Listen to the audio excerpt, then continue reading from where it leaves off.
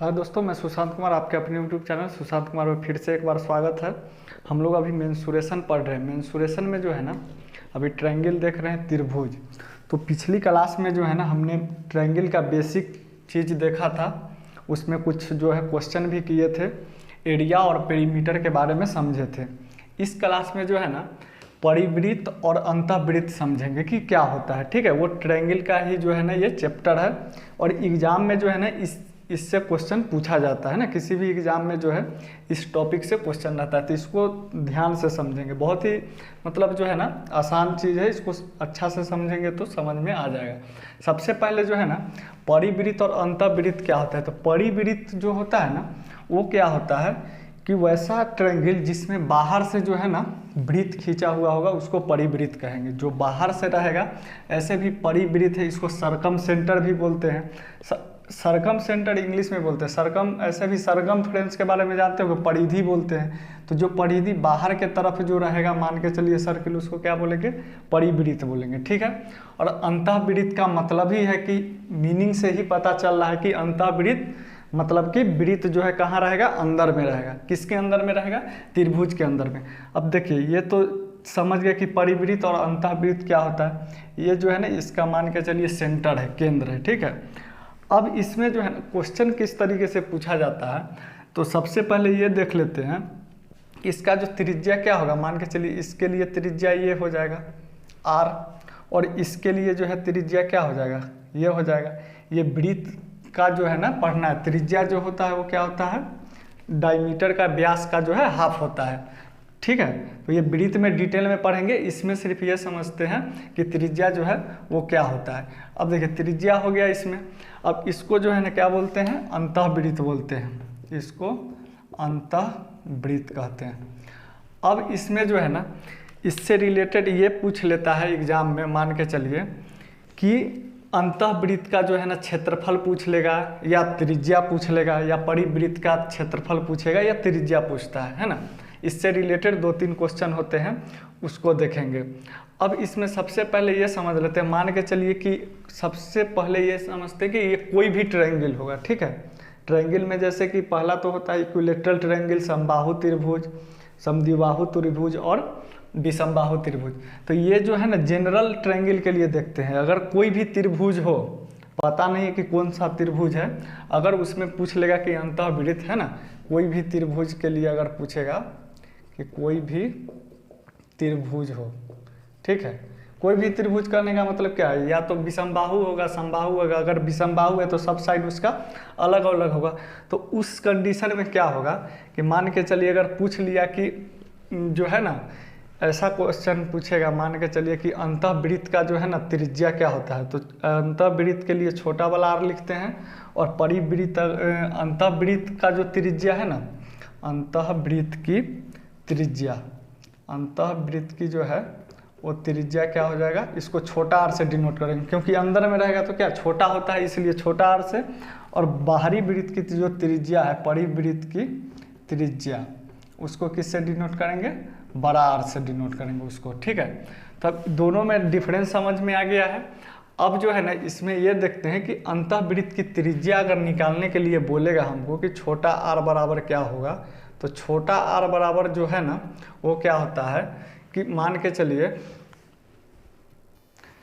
क्या होता है कि जो है ना एरिया जो होता है त्रिभुज का, मतलब क्षेत्रफल, त्रिभुज का क्षेत्रफल। अब बटा में क्या होता है, अर्ध परिमाप। ठीक है। अर्ध परिमाप किसका, त्रिभुज का अर्ध परिमाप है ना, त्रिभुज का अर्ध परिमाप, त्रिभुज का अर्ध परिमाप। ये जो है ना छोटा r का होता है। अब पहले छोटा r ही समझ लेते हैं। तो छोटा r जब भी पूछेगा किसी भी त्रिभुज में अगर पूछेगा, तो त्रिभुज का क्षेत्रफल और बटा पे अर्ध परिमाप। मान के चलिए कि हमें कोई साइड दिया गया है। ठीक है। मान के चलिए इसका 3, 4, 5 है। ऐसे मान लेते हैं कि अलग अलग है, स्केलन ट्रायंगल या विषमबाहु त्रिभुज है, इसमें 3, 4, 5 दिया गया है। अब 3 4 5 है, इसमें आपसे पूछ देगा कि मान के चलिए कि वृत्त का जो है ना अंतःवृत्त का क्षेत्रफल पूछ दे या अंतःवृत्त की त्रिज्या पूछ दे, कुछ भी पूछेगा तो सबसे पहले ये तो पता रहेगा कि मान के चलिए r बराबर क्या होता है, त्रिभुज का क्षेत्रफल बटा में त्रिभुज का अर्ध परिमाप। यहाँ कहीं कहीं जो है ना ऐसा लिखा हुआ रहेगा, मान के चलिए r बराबर मान डेल्टा बटा में s, यहाँ पे S फॉर सेमी सर्किल होता है, सेमी सर्किल मतलब अर्ध परिमाप, इसका मतलब क्षेत्रफल होता है। कहीं कहीं फार्मूला में ऐसा लिखा हुआ रहता है, हमें फार्मूला से मतलब नहीं है, मतलब ये है कि हमें याद रहना चाहिए। अब याद कैसे रहेगा उसको देखते हैं। अब एक चीज़ ये समझ लीजिए कि छोटा r त्रिभुज का क्षेत्रफल बोल रहा है ना, तो ऊपर में क्षेत्रफल नीचे में क्या रहेगा, त्रिभुज का अर्ध परिमाप। कन्फ्यूजन ये हो जाएगा कि हम क्षेत्रफल को नीचे रखें या क्षेत्रफल को ऊपर रखें या त्रिभुज को, यही दोनों में कन्फ्यूजन रहता है। तो ये तो जैसे ही अगर अंदर की बात आएगा तो अंदर की बात आएगा तो क्या आ जाएगा, दिमाग में ये आ जाना चाहिए कि अरे सबसे पहले काम क्या है कि त्रिभुज की बात कर रहा है कि त्रिभुज में अंतःवृत्त है, तो सबसे पहले तो त्रिभुज का क्षेत्रफल निकाल लेंगे और जो उसका पेरीमीटर होगा अर्ध पेरीमीटर, उससे क्या करेंगे भाग दे देंगे, तो ये अर्ध परिमाप निकल जाएगा, है ना। जैसे इस पर क्वेश्चन देखते हैं, यही इसमें साइड क्या है, ए बी बराबर दिया हुआ 3, बी सी 4 और ए सी 5 है। तो ये अलग अलग मान के चलिए विषमबाहु त्रिभुज का दिया हुआ है, स्केलम ट्रायंगल का। तो इसमें देखिए अब फार्मूला से बनाते हैं। अब देखिए त्रिभुज का क्षेत्रफल बोल रहा है ना, त्रिभुज का क्षेत्रफल निकालने के लिए जब 3 4 5 है तो ये हमको ये समझ में आ गया है कि ये ट्रिपलेट बन रहा है, मतलब ये 90 डिग्री एंगल है। तो क्या हो जाएगा 1/2 इंटू बेस इंटू हाइट। तो बेस कितना मान के चलिए कि जो बड़ा होता है, इसमें ये कन्फ्यूजन नहीं रखना है कि मान के चलिए कि 5 को बेस माने कि 4 को माने कि 3 को, इसमें फिगर बना को तो क्वेश्चन दिया नहीं रहता। लेकिन हमेशा ये ध्यान रखना है कि जो सबसे बड़ा साइड होगा, अगर ट्रिपलेट बन रहा है तो उसमें अगर मान के चलिए ये चीज़ नहीं समझ में आ रहा तो इससे पहले वाली वीडियो देखें, उसमें पूरा डिटेल में बताया गया है कि क्या होता है। तो इसमें मान के चलिए अगर कन्फ्यूजन हो जाए कि कौन सा लीक है, तो ये चीज़ सिर्फ ध्यान रखना कि अगर ट्रिपलेट बन रहा है तो जो सबसे बड़ा साइड होगा ना उसको क्या बोलते हैं, हाइपोटेनस बोलते हैं, कर्ण बोलते हैं। तो कर्ण तो आता नहीं है फार्मूला में, क्या होता है आधार गुना ऊंचाई होता है। तो जो बचा हुआ 2 साइड है उसको गुना करके 2 से भाग कर देंगे, तो कितना हो जाएगा 3 गुने 4। तो इसका क्षेत्रफल जो है वो कितना हो जाएगा 6 मान के चलिए सेंटीमीटर में होगा तो सेंटीमीटर स्क्वायर हो गया, तो ये 6 आ गया। अब देखिए क्षेत्रफल बटा क्या बोला है, त्रिभुज का अर्ध परिमाप। तो क्षेत्रफल 6 हो गया और अर्ध परिमाप कितना हो जाएगा 4 3 7 5 12, इसका अर्ध परिमाप कितना हो जाएगा 6 हो जाएगा। यानी 6 से 6 कट गया, इसका जो त्रिज्या आ जाएगा अंतःवृत्त का वो कितना आ जाएगा मेरा 1 सेंटीमीटर। अगर सेंटीमीटर में दिया हुआ है यूनिट तो 1 सेंटीमीटर क्या हो जाएगा त्रिज्या हो जाएगा, ठीक है। तो इस तरीके से जो है ना क्वेश्चन बना सकेंगे। इसमें जो है ना राइट एंगल ट्रायंगल का जो है समकोण त्रिभुज का अलग फार्मूला होता है, लेकिन ये जो है कोई भी त्रिभुज आपको दिखे तो ये चीज़ लगा देना है, आंसर आ जाएगा। अब इसी में जो है ना मान के चलिए कि त्रिज्या दिया हुआ है, अर्ध परिमाप दिया हुआ है, त्रिभुज का क्षेत्रफल पूछ ले, तो यही फार्मूला लिखिए और जहाँ कुछ नहीं है वहाँ पे x मान लीजिए, आ जाएगा आंसर, है ना। तो इसमें जो है ना एक ही क्वेश्चन से जो है एक ही फार्मूला से कितने तरह का क्वेश्चन बन सकता है मान के चलिए इसमें। हाँ, लेकिन अगर ये 3 चीज़ दिया हुआ है तो इसमें 3 चीज़ में हमेशा 2 चीज़ जो है वो दिया हुआ रहेगा। मतलब लास्टली ये ध्यान में रखना है कि हमको क्वेश्चन बनाने के लिए क्या क्या चीज़ का ज़रूरत पड़ता है। अगर इसमें मान के चलिए हमको त्रिभुज का क्षेत्रफल पूछेगा तो क्या करेगा कि r दे देगा, मतलब अंतःवृत्त के त्रिज्या, त्रिभुज का अर्ध परिमाप दे देगा, डायरेक्ट गुना कीजिएगा तो त्रिभुज का क्षेत्रफल निकलेगा। अगर मान के चलिए त्रिभुज का आपको अर्ध परिमाप पूछ दिया या परिमाप पूछ दिया, तो परिमाप पूछेगा तो क्या करेंगे, त्रिभुज का क्षेत्रफल में r से डिवाइड कर देंगे उसके अंतःवृत्त की त्रिज्या से और उसका डबल कर देंगे तो क्या हो जाएगा आधा। मान के चलिए इससे डिवाइड करेंगे तो आधा निकलेगा, हाफ निकलेगा, अगर 2 गुना कर देंगे तो परिमाप निकल जाएगा। तो इस तरह से एक ही क्वेश्चन से आपको जो है ना किसी भी तरह से घुमा के क्वेश्चन पूछ देगा। लेकिन लास्टली क्या ध्यान में रखना है बस कि फार्मूला अगर ध्यान में रहेगा, फार्मूला मान के चलिए एक बार ये देख लीजिएगा तो याद रहेगा कि त्रिभुज का क्षेत्रफल बटा त्रिभुज का अर्ध परिमाप। अंतःवृत्त की क्या होता है, त्रिभुज का क्षेत्रफल बटा त्रिभुज का अर्ध परिमाप, जो अंतःवृत्त की त्रिज्या निकलता है। इससे किसी भी तरह का क्वेश्चन पूछेगा इससे रिलेटेड तो आप बना पाइएगा। ये तो हो गया अंतःवृत्त के लिए, है ना। अब आते हैं परिवृत्त का त्रिज्या। अब देखिए परिवृत्त में जो है ना, परिवृत्त का त्रिज्या अगर पूछेगा मान के चलिए कि परिवृत्त का त्रिज्या बताएं कि इसको जो है ना बड़ा आर से डिनोट करते हैं। तो अगर बड़ा आर का अगर पूछ लेगा है ना तो बड़ा आर के लिए क्या हो जाएगा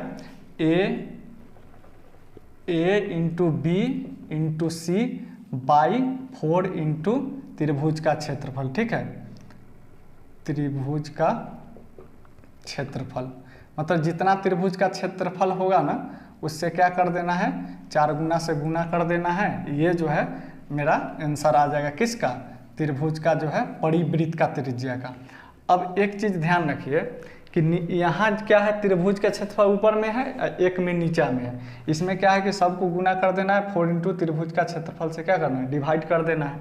तो ये जो है इसका क्या आ जाएगा बड़ा आर आ जाएगा। अब यहाँ से अगर मेरा आर का मान आ गया तो आर का मान आ गया तो इससे क्या हो जाएगा हम किसी भी त्रिभुज का अब इससे रिलेटेड कुछ भी पूछेगा तो आंसर निकाल सकते हैं। इससे अब अगर पूछ लेगा कि बड़ी परिवृत्त का जो है ना क्षेत्रफल क्या होगा, परिवृत्त का जो है परिधि क्या होगा, सरकम जो है ना सेंटर जो पूछेगा कि सरकमफ्रेंस क्या होगा, वृत्त का परिधि क्या होगा, तो कुछ भी जो अगर पूछेगा तो उससे अगर हमको आर पता रहेगा तो बन जाएगा। अगर इसमें भी सेम कंडीशन है, कोई एक साइड मान के चलिए ए इंटू बी तीनों साइड दिया हुआ है और मान के चलिए कि यहाँ पे जो है कि आर दिया हुआ है तो पूछ लेगा कि त्रिभुज का क्षेत्रफल क्या हुआ। तो जहाँ कुछ नहीं दिया हुआ है वहाँ क्या रख लेंगे एक्स रख लेंगे, आंसर आ जाएगा इसमें। बहुत ही आसान। तो ये तो सिर्फ हो गया कि ये ध्यान रखना कि कोई भी त्रिभुज रहेगा ना उसमें ये लग जाएगा, कोई भी त्रिभुज अगर रहेगा तब।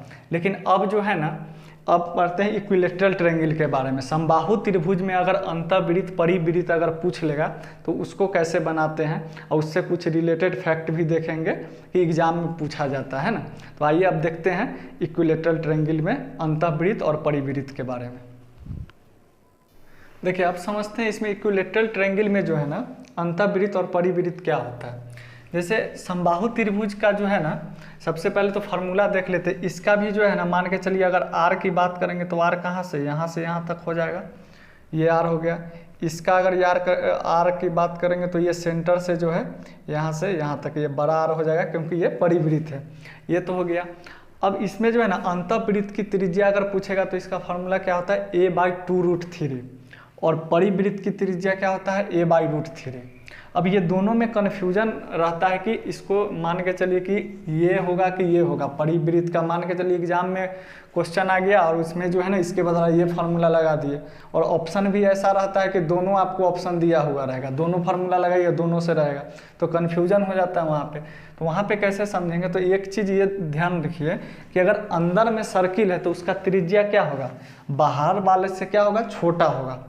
क्लियर है। तो ये चीज़ हमको अगर पता होगा कि अगर अंदर वाला को जो है ना सर्किल का जो है त्रिज्या छोटा आता है तो क्या करेंगे, मान के चलिए a/2√3 है और यहाँ a/√3 है तो ये छोटा है और ये बड़ा है तो जो छोटा होगा वो किसका होगा अंतःवृत्त की त्रिज्या होगा और जो बड़ा होगा वो क्या होगा परिवृत्त की त्रिज्या होगा। ये तो डिफरेंस समझ में आ गया।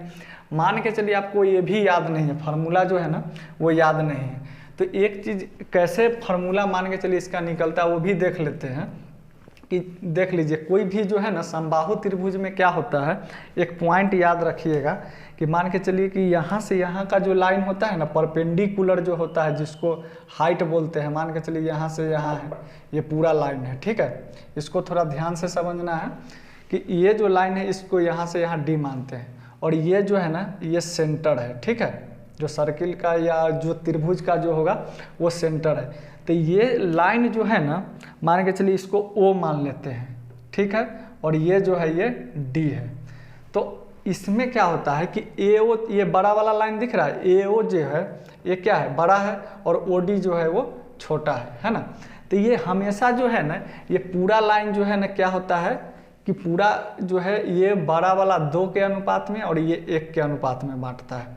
ठीक है, ये ध्यान में रखना है कि अगर पूरा लाइन खींच रहे हैं तो टोटल जो है ना 2:1 के अनुपात में बांटता है। अब 2:1 के अनुपात में वहाँ कन्फ्यूजन हो जाएगा कि 2 किसको ऊपर वाला होगा कि नीचे वाला। तो सिंपल सी बात है कि अगर बीच में सर्किल खींचेंगे पॉइंट मानेंगे तो जो बड़ा होगा वो क्या हो जाएगा 2 होगा और जो छोटा होगा वो क्या हो जाएगा 1 होगा।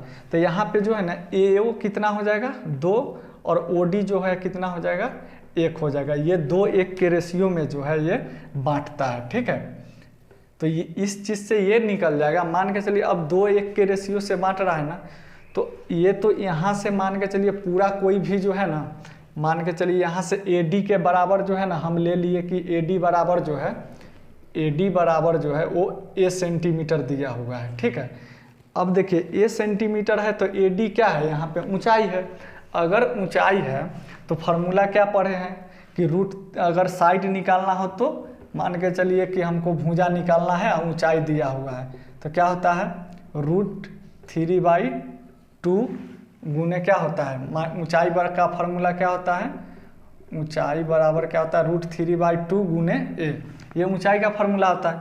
तो यहाँ पे जो है ना ऊंचाई के कितना हो जाएगा √3a/2, ये मेरा ऊंचाई आ गया।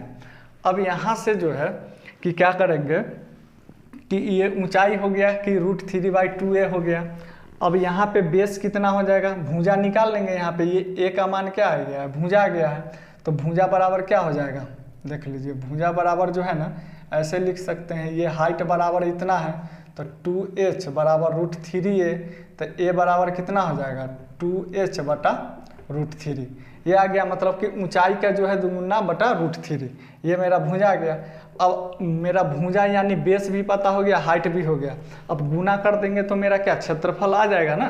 तो यहाँ पे जो है उतना नहीं करना है, सिर्फ क्या समझना है कि ऊंचाई जब आ गया है ना तो उसको किस अनुपात में बांटना है, h का जो है मान के चलिए h बराबर मेरा √3a/2 आया है ना, तो ये जो √3/2 है ये तो पूरा के लिए हाइट के लिए आया है, तो √3a/2 जो है ये 3 भाग के लिए होगा, तो 3 भाग के लिए हमें छोटा वाला भाग पूछ रहा है ना, तो छोटा वाला भाग के लिए क्या करेंगे 1 से गुना करेंगे। तो अब देखिए ये 3 है और ये 3 को हम ऐसे लिख सकते हैं √3 गुने √3, तो √3 से √3 कैंसिल हो जाएगा, a/, कितना आ गया 2√3 आ गया। तो यही तो इसका जो क्या है त्रिज्या है। तो ये चीज़ जो है ना प्रूफ हर एक चीज़ होता है, लेकिन क्या है कि ये समझाने के लिए एक बता दिए हैं कि ऐसे होता है, लेकिन आराम आप याद भी रख सकते हैं a/2√3 होगा। और ये चीज़ लेकिन इम्पोर्टेंट है कि जो परपेंडिकुलर जो होता है किसी भी समबाहु त्रिभुज का जो होता है वो कितने अनुपात में बांटता है, 2:1 के अनुपात में बांटता है ना। तो ये चीज़ क्लियर हो गया। अब इसमें आते हैं परिवृत्त की त्रिज्या में।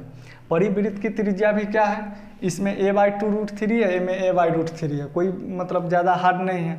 इसका भी जो है ना वही, अब देखिए परिवृत्त की त्रिज्या है ना, तो परिवृत्त की त्रिज्या मान के चलते हैं कि यहाँ पे अगर परपेंडिकुलर कर रहे हैं यहाँ से यहाँ, मान के चलिए ये D है और ये पॉइंट बीच में है, तो इस वृत्त के लिए अगर बाहरी वृत्त के लिए तो इसका त्रिज्या ये काम करेगा, ऊपर वाला O मान के चलिए AO जो है वो क्या है वृत्त की त्रिज्या है, तो वृत्त की जो त्रिज्या होगा ये AO काम करेगा, क्योंकि बाहर पे वृत्त है तो इसका तो ये तो काम करेगा नहीं, ये छोटा वाला, बड़ा वाला काम करेगा। यहाँ से भी करेंगे तो यही काम करेगा, यहाँ से भी ये काम करेगा, ठीक है। ये तो छोटा छोटा हो जा रहा है, तो इसमें क्या है ये भी कितना 2:1 के अनुपात में बांटता है ना, ये ऊपर वाला 2 ये 1, तो यहाँ पे क्या हो जाएगा कि AO जो है ये वृत्त की परिवृत्त की त्रिज्या हो जाएगा।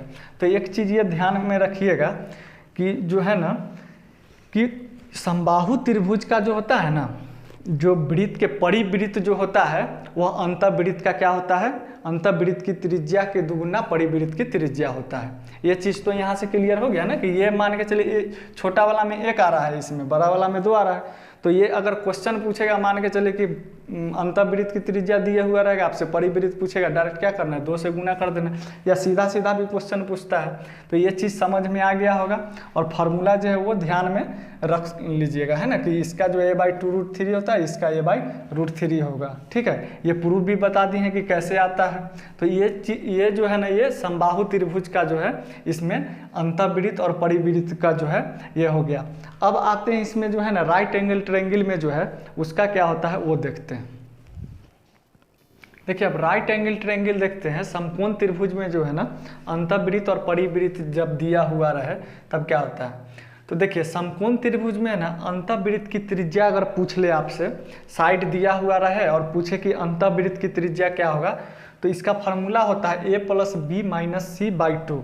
अब a + b - c/2 क्या होता है, जैसे a जो है ना ये साइड हो गया और ये जो है बेस जो है ये b हो गया और c जो है ये कर्ण हो गया, ठीक है। तो इसको पता है कि इसको लंब बोलते हैं, आधार बोलते हैं, और इसको क्या बोलते हैं, कर्ण बोलते हैं, ठीक है, मतलब परपेंडिकुलर, बेस और हाइपोटेनस। अब इसको जो है क्या करना है, अब देखिए इसको याद कैसे रखेंगे, तो सिंपल सी ये बात तो ध्यान में आ जाएगा कि हमको तीनों साइड का जो है ना बटा में 2 करना है। अब 3 साइड में क्या क्या रहता है, 3 साइड है तो प्रथम जो 2 साइड होगा ना कर्ण को छोड़ के वो दोनों को जोड़ लेना है, और जो कर्ण होगा हाइपोटेनस होगा उसमें से क्या करना है, घटा लेना है। ऐसे भी जो है ना अब जोड़ने का बात आएगा तो ये दोनों को तो जोड़ नहीं सकते हैं, ठीक है, ये जो है सबसे बड़ा साइड है, इसका क्या मतलब है कि ये अकेला रहेगा, ठीक है, तो जो छोटा होगा वो दोनों मिलके बड़ा में से क्या कर देंगे, उसको बड़ा वाला को घटा देंगे, अब बटा में 2 लगा देंगे तो क्या हो जाएगा, ये अंतःवृत्त की त्रिज्या हो जाएगा। अंतःवृत्त की त्रिज्या जो है ये हो जाएगा। इसमें जो है यहाँ भी जो है यहाँ से यहाँ भी क्या आर हो जाएगा, ये एक तरह का स्क्वायर भी बनता है, इस पर भी क्वेश्चन पूछा जाता है, ठीक है, तो ये इसके बारे में जो है ना डिटेल में कुछ अगले क्लास में पढ़ेंगे।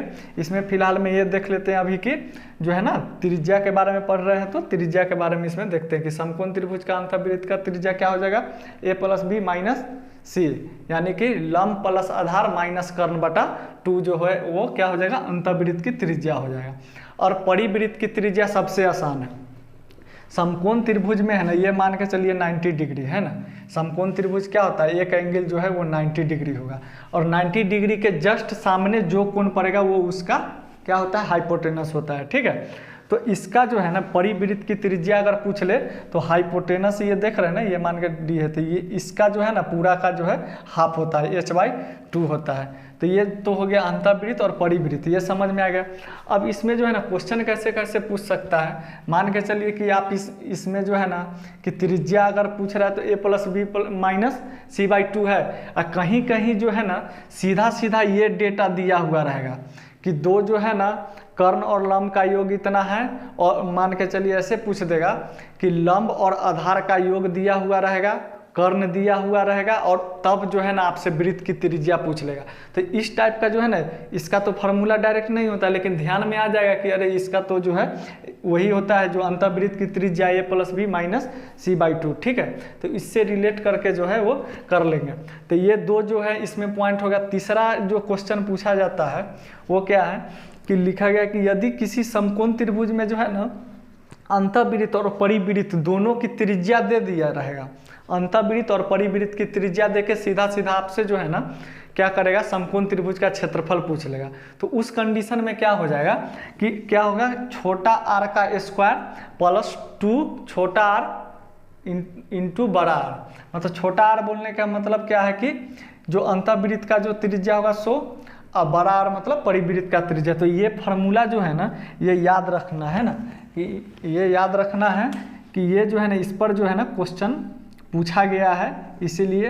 अब देखिए इतना सारा जो है ना क्या होता है कि ये अभी पढ़ लीजिएगा, हो सकता है कि कुछ दिन बाद जो है ना याद नहीं रहे, लेकिन इसको अगर एक तरीके से पढ़िएगा, मान के चलिए एक नोट्स बना के रखिएगा, तो आप किसी भी एग्जाम देने जा रहे हैं ना तो उससे जो है ना 2-4 दिन पहले जो है एक बार फार्मूला देख लीजिए और एग्जाम में जाइए। मान के चलिए ये पूरा समझे हुए हैं, बस थोड़ा सा कन्फ्यूजन क्या रहता है, फार्मूला हम लोग भूल जाते हैं, तो एग्जाम से 2-4 दिन पहले जो है ना देख के जाइए, जो है ना फिर जो है ना एग्जाम में जो है गलत नहीं होगा, ठीक है।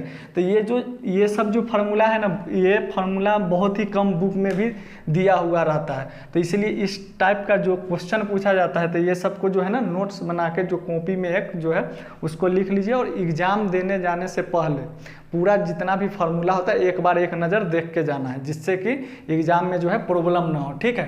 तो ये इसमें जो है ना राइट एंगल समकोण त्रिभुज में जो है कि 3 तरह का जो है क्वेश्चन पूछा जाता है। अब इसमें जो है ना एक और प्रॉपर्टीज होता है वो देख लेते हैं। अब देखिए एक लास्ट प्रॉपर्टीज इसमें देख लेते हैं कि जैसे इस तरह का जो है ना फिगर बना रहे है ना, इसमें जो है अंतःवृत्त जो है ये समकोण त्रिभुज है, ठीक है, समकोण त्रिभुज है। अब इसमें जो है ना AD और DC देख रहे होंगे, तो AD का साइड अगर दिया हुआ रहेगा और DC का साइड दिया हुआ रहेगा तो उसका सीधा सीधा जो है ना क्या पूछेगा कि मान के चलिए कि त्रिभुज का क्षेत्रफल पूछ लेगा, दो साइड दिया हुआ रहेगा और त्रिभुज का क्षेत्रफल पूछ रहे हैं, तो उस स्थिति में जो है ना इसका एरिया जो है वो क्या हो जाएगा, a इंटू बी हो जाएगा, यानी दोनों के गुना कर देंगे और इसका एरिया निकाल लेंगे। ठीक है, जब क्या है अंतःवृत्त रहेगा दिया हुआ तब। ठीक है, तो इसमें जो है ना परिवृत्त और अंतःवृत्त में जो है ना लगभग सभी टाइप हो गए हैं। ठीक है, इसमें एक सिस्टमेटिक ढंग से जो है ना शुरुआत से मतलब किस तरह से, जैसे समबाहु में क्या होता है, स्केलन ट्रायंगल में क्या होता है, विषमबाहु त्रिभुज में क्या होता है, समकोण त्रिभुज में किस तरह से रहता है, तो इस सब को जो है ये सब हो गया है। इसमें क्या करना है कि नोट्स बना के और इसको जो है ना कॉपी में जो है रहेगा, जिससे कि एग्ज़ाम से पहले जो है किसी भी एग्ज़ाम देने जाइए उससे पहले एक बार देख लीजिए, याद आ जाएगा। इस पे जो है ना अगले क्लास में जो है इस पे कुछ क्वेश्चन कराया जाएगा, जिससे कि और बेहतर ढंग से समझ में आ जाएगा, है ना। अगर आप लोग को वीडियो अच्छी लगे तो इसको लाइक और शेयर जरूर करें, और चैनल पे नए हैं तो इसको सब्सक्राइब जरूर कर लें। तब तक के लिए धन्यवाद, फिर मिलते हैं नेक्स्ट वीडियो में।